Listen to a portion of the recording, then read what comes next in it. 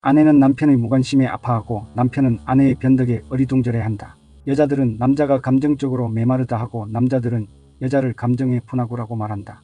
남자는 성급하게 성관계를 원하고 여자는 남자가 좌절할 만큼 질질 끈다. 사람들은 남녀를 불문하고 이성이 자신들을 우울하게 만들고 격분하게 하거나 초조하게 만든다고 한다.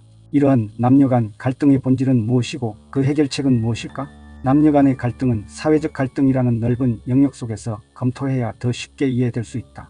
사회적 갈등은 다른 사람이 자신의 목표를 방해할 때마다 수시로 일어난다. 이처럼 남녀 간의 갈등도 서로의 목표나 선호를 방해함으로써 일어나는 것이다. 보호와 투자를 바라는 여자들은 어떻게든 의무는 줄이고 성관계를 하려는 남성의 전략을 방해한다. 이런 짝짓기 목적 추구의 차이에서 남녀 간 갈등은 생겨난다. 그러나 우리 조상들은 이런 문제들을 경계하고 해결할 수 있는 심리적 구조를 진화시켜 왔다. 남녀 간에는 성적 친밀감을 표현하는 데서도 의견 충돌이 일어난다. 첫 번째 전투의 시작은 짝의 매력을 인정하지 않는 데서 오는 불쾌감이다. 사람들은 때때로 남들은 그렇게 생각하지 않지만 스스로는 매우 가치 있다고 여긴다.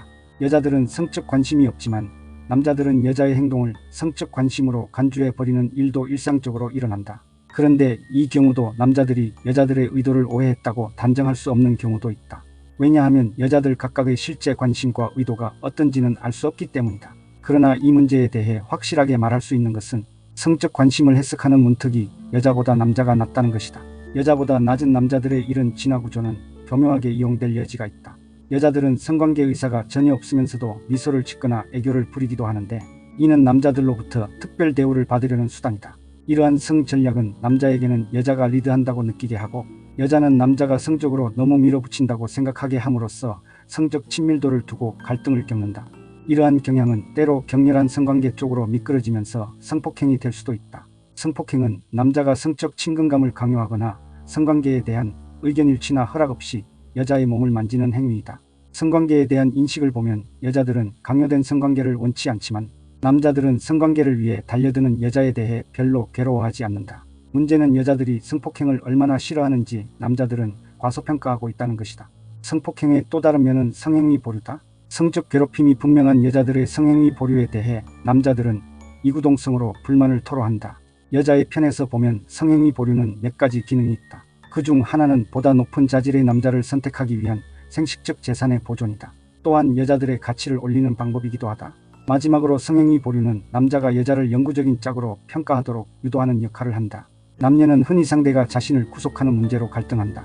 구속 문제의 핵심은 남자들의 부족한 감정 표현이다. 그들이 속마음을 털어놓지 않는 이유 중에는 하나의 관계에 감정적 투자를 보다 적게 함으로써 다른 목적이나 여자를 위해 그의 재산을 쓰기 위함이다. 정보가 부족한 여자들은 남자의 속마음을 알아내기 위해 감지 가능한 부족한 신호에 흔들리면서 괴로워하게 된다. 하지만 성 전략을 숨기는 것은 남자에게만 해당하는 것이 아니다. 남자들은 여자들이 감정적으로 너무 변덕스럽다고 불평한다. 이러한 여자들의 변덕을 달래는 과정에서 남자들은 시간과 노력을 고갈시킨다. 변덕스러움은 유대관계를 시험하는 평가장치이기도 하다. 여자들은 조그만 손해를 입히는 변덕을 부려놓고 이에 대한 남자의 반응을 보면서 구속 정도를 계산한다. 시간과 정열, 재산의 투자를 놓고도 남녀는 직접적인 갈등을 일으킨다. 대략 남자의 2배나 되는 여자들이 배우자가 자기를 무시하고 신뢰할 수 없는 행동을 한다고 불평한다. 이는 시간과 노력의 투자를 두고 벌어지는 갈등이다. 결혼도 이러한 갈등을 없애주지는 못한다. 갈등은 한쪽이 파트너의 에너지를 너무 많이 흡수하여 자유가 제한될 때 더 커지게 된다. 기혼 남자들의 공통적인 불평은 아내가 너무 많은 시간과 에너지를 빼앗아 간다는 것이다. 하지만 아내들은 남편의 투자가 다른 데로 가기를 원하지 않는 이유로 소유욕이나 많은 요구사항을 내놓는다. 투자를 두고 일어나는 또 하나의 갈등은 파트너의 이기심에 대한 불평이다. 결혼한 커플들은 파트너가 너무 자기중심적이라고 불평한다. 이는 결혼 후 시간이 지남에 따라 극적으로 증가한다. 이는 배우자나 자식에게 써야 할 비용을 남자 자신만을 위해서 사용한다는 의미다. 인간은 개인적인 생존과 유전자 재생산을 지향하도록 만들어져 있다. 이처럼 인정머리 없는 기준에 따라 형성된 심리적 구조가 이기적인 것은 당연할 수밖에 없다. 투자 문제 갈등의 마지막은 돈의 분배 과정에서 나타난다. 결혼한 사람들 싸움의 대부분은 돈 때문이며 재산이 얼마나 많으냐 보다 어떻게 분배하느냐의 문제다. 여자들은 부분적으로 남자의 재산을 보고 짝을 선택하기 때문에 결혼 후 재산에 대한 불만이 남자들보다 훨씬 많은 것은 당연한 일이다. 남녀 간의 모든 갈등에서 누군가를 속이게 되면 사태가 악화된다. 여자들은 성관계에 대한 의사가 없으면서도 애교를 부리는 등 성적 행동을 하는 속임수를 쓴다. 남자들도 여자와 성관계를 갖기 위해 여자를 향한 감정을 의도적으로 과장한다. 여성이 성적인 사기꾼이라면 남성은 감정의 사기꾼인 셈이다. 남녀 모두 상대편의 속임수에는 민감하지만 상대에 의한 피해가 서로 다르기 때문에 경계하는 형태도 다르다. 하지만 불행하게도 성적 문제에 대한 남녀 갈등은 의견 불일치와 같은 사소한 충돌로 끝나지 않고 더욱 폭력적인 형태를 띠기도 한다. 학대는 파트너를 스스로 비하하게 만들어 새로운 짝짓기에 대한 전망을 없애버리는 심리적 학대로부터 시작된다. 생색을 내거나 경멸하는 태도는 이런 목적을 위한 대표적인 전술이다. 불행하게도 이런 심리적 학대 피해자의 대부분은 여자들이다. 희생자들은 종종 현재의 짝을 달래려고 한층 더 노력을 기울이게 된다. 남자가 여자를 때리는 동기는 대부분 남자가 위압적으로 관계를 유지하려고 하는 데 있다. 아내 학대는 정말로 위험한 일이다. 짝에게 가혹한 피해를 주게 되며 관계를 파멸로 몰아가게 되기 때문이다. 남자들이 아내에게 가하는 또 다른 학대는 아내의 용모에 대해 모욕을 주는 것이다. 혼인 기간이 길어질수록 용모에 대한 모욕은 더 심해진다. 이는 여자가 스스로의 가치를 더 낮게 평가하도록 하게 하기 위해서이며 이를 통해 배우자와의 관계에서 좀 더 유리한 위치에 서고자 하는 의도에서 행해진다. 이러한 학대를 줄이는 방법은 학대가 생물학적으로 당연한 특성이 아니라 어떤 특정한 배경으로 인해 나타나는 일시적 반응임을 인정하는 데서 비롯될 수 있다. 또한 그러한 배경을 밝혀내는 것이 아내의 학대 문제를 개선하는 열쇠가 될 수 있을 것이다. 성적 접촉을 두고 벌어지는 남녀 간의 의견 불일치는 데이트나 결혼뿐만 아니라 직장에서도 일어날 수 있다. 이러한 의견 불일치가 일정한 선을 넘게 되면 성희롱이 되어버린다.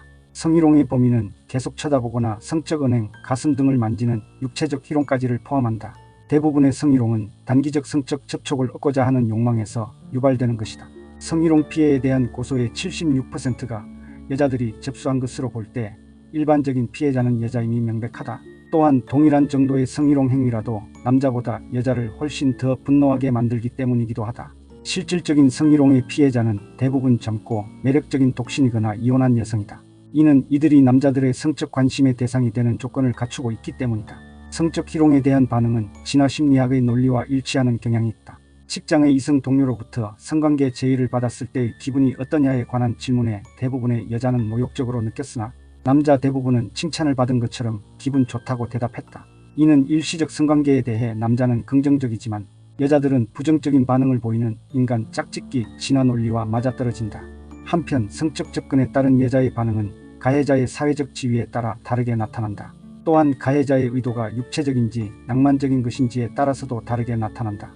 그리고 성을 통한 뇌물 수수, 승진을 위한 성관계, 오로지 일시적인 연애 행동 등에 따라 성희롱의 딱지 여부는 달라질 것이다. 이러한 모든 사실은 성희롱도 짝짓기 전략의 진화론적 논리를 따른다는 것을 입증하고 있다. 하지만 이러한 사실이 성희롱에 관대해야 하고 해로움에 눈 감아야 한다는 것을 의미하지는 않는다. 폭력을 사용하거나 사용하겠다고 위협하여 성관계를 강제하는 행위가 강간이다. 하지만 강간에 대한 조사자 기준에 따라 피해자의 숫자는 사뭇 달라진다. 강간 피해자에게 씌워지는 엄청난 사회적 오명을 고려하면 실제 피해자의 숫자는 통계 자료보다 훨씬 더 많을 것이다. 한 연구에서는 15%의 여대생들이 데이트라는 배경 속에서 원하지 않는 성관계를 경험했다고 밝혔다. 이는 강간이 낯선 사람에 의해서만 저질러지는 행위가 아니라는 것을 알려준다. 강간은 짝짓기 활동이나 다른 형태의 짝짓기 관계의 배경들 속에서도 일어난다. 강간 피해자의 나이는 젊은 여자들에게 집중되어 있다. 모든 강간 피해자의 85%가 35세 이하의 여자들이었다. 피해자들의 나이는 생식적 가치가 있는 나이 분포와 거의 일치한다. 이는 강간이 남자들의 일시적인 성관계 전술의 일부로 진화되어 온 것임을 알 수 있다. 여대생들은 남자들이 종종 성적 요구 관철을 위해 매우 집요하며 분명한 거부 의사에도 불구하고 보통은 말로써 때로는 뺨을 때리는 등의 행동으로 성적 공격을 시작하는 일이 비일비재하다고 했다. 이러한 남자들의 강제적인 행동은 성적 관계에만 국한된 것이 아니고 인간관계의 광범위한 영역에서 사용된다. 성관계를 위해 강제적인 방법을 사용하는 남자들은 몇 가지 뚜렷한 성격상의 징후를 보인다. 그들은 여자들이 은근히 강간당하기를 원한다는 신화를 신봉하면서 여성들에게 적대적인 경향을 보이고 충동적인 성격과 성적으로 매우 문란하며 공격적 인성을 보여준다. 강간의 발생은 인성뿐만 아니라 문화적 상황적 상황도 심각하게 영향을 미친다. 몇몇 문화에서 볼 수 있는 여자 유괴의 사회적 관습이나 전쟁이라는 상황 속에서 정복자에 의해 벌어지는 수많은 강간이 그것이다.